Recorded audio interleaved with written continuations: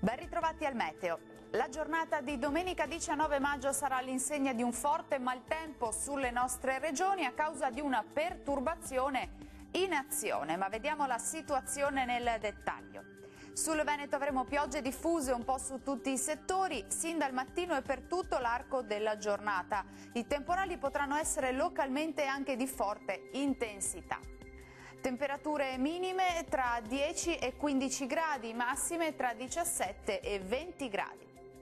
Spostiamoci ora sul Friuli Venezia Giulia, situazione simile con precipitazioni diffuse dappertutto, anche intense, soprattutto nel corso della nottata.